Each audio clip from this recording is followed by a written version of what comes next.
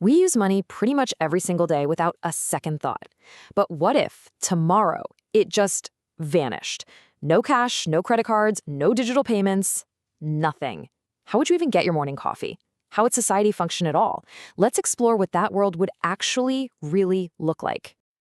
Just imagine this. You walk into your favorite coffee shop, but to get that latte, you can't just tap your card. Nope, you have to trade. Maybe you offer to fix their glitchy Wi-Fi, or maybe you trade them some fresh tomatoes from your garden. That direct person-to-person exchange is the only way anything gets done.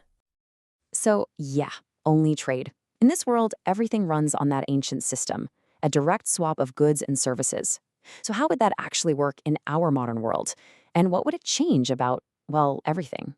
Let's find out. Okay, so first things first, we need to get our heads around the basic rules of this new reality. And it's a world where what you can do is probably even more valuable than what you have. This whole system is called barter. It's really just a direct swap, with no middleman. It's one of the oldest forms of commerce on the planet, predating coins and paper money by thousands of years. A system like this completely redefines what income even means. Your wealth isn't a number in a bank account. It's your skill set, your ability to cook, to build, to teach. That becomes your currency. Your value to the community is immediate and incredibly tangible. But, as nice and simple as that sounds, a pure barter system slams into a massive wall almost immediately, especially once you have more than a few people. Let's call it the great matching problem. This brings us to the single biggest flaw in a barter economy, something economists call the double coincidence of wants. It basically means I have to want what you have, and you have to want what I have, right here, right now.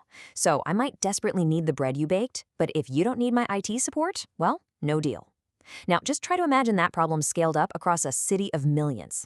It would be chaos. And the problems do not stop there. I mean, how do you even agree on value? Is an hour of my teaching worth 5 loaves of bread, or is it 10? And what if you need some milk, but all you have to trade is a live cow? You can't exactly offer half of it.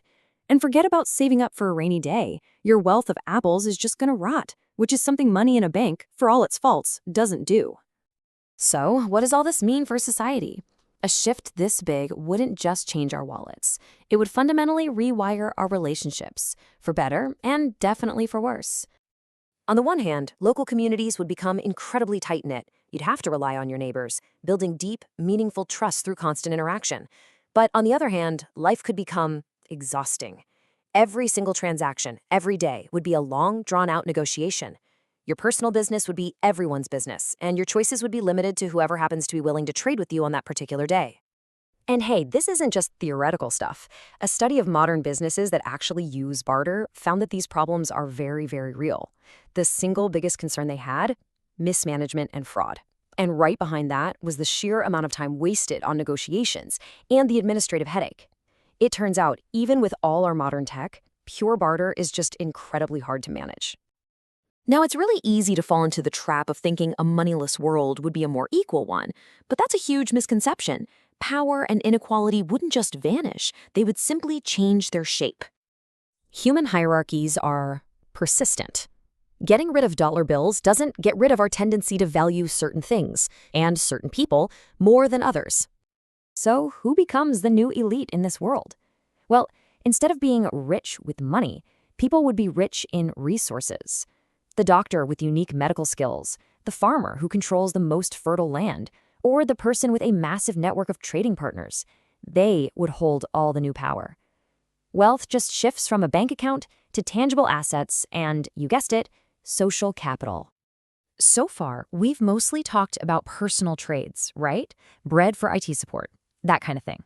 But what about the big stuff? How does a society build a bridge or a hospital without a universal way to pay all the people involved? Seriously, just think about it for a second. Building something like a highway requires coordinating thousands of workers, hundreds of suppliers. Trying to pull that off with individual barter deals would be an absolute logistical nightmare. This, right here, is precisely why money was invented in the first place, to organize human effort on a massive scale. What's really interesting is that modern barter exchanges have a solution to this, and it sounds a lot like, well, money. Businesses provide a service to the network and earn trade credits. Then they can spend those credits with anyone else in the network. It's a really clever workaround, but it's basically just a private, network-specific currency. And this brings us to a really fascinating idea. What if the answer wasn't about recreating money, but about digitizing something even more fundamental? As the collaboration expert Rachel Botsman argues, the most powerful new currency might just be trust itself. The concept is called reputation capital, and it makes sense, right? In a world built on direct trade, trust is everything. This capital, which could be built through things like online reviews and a proven track record, becomes your most valuable asset. It's a high-tech solution to one of barter's oldest problems. How do you trust a stranger? In this model, your reputation literally becomes your collateral. So at the end of the day, we're left with a pretty clear trade-off. A moneyless world could feel way more connected and human, forcing us to rely on each other. But it could also be a world of endless haggling, inefficiency, and totally new forms of inequality. The contrast is pretty stark. Money is a tool for scale and anonymity. Trade, on the other hand, is a system built on personal connection and context. They serve fundamentally different and sometimes even competing purposes. You see, ultimately, the invention of money was revolutionary. It wasn't just a new way to get stuff. It was a completely new way to think. It allows for abstract planning, long-term saving, and cooperation on a global scale, things that are pretty much impossible in a pure barter world. And that leaves us with one last thought to chew on. Maybe the goal isn't to get rid of money altogether, but to better understand its true role, to use its power for large-scale cooperation while still remembering the value of trust, community, and a human connection that a barter world forces right to the surface. How do we find that balance? That might just be the real question.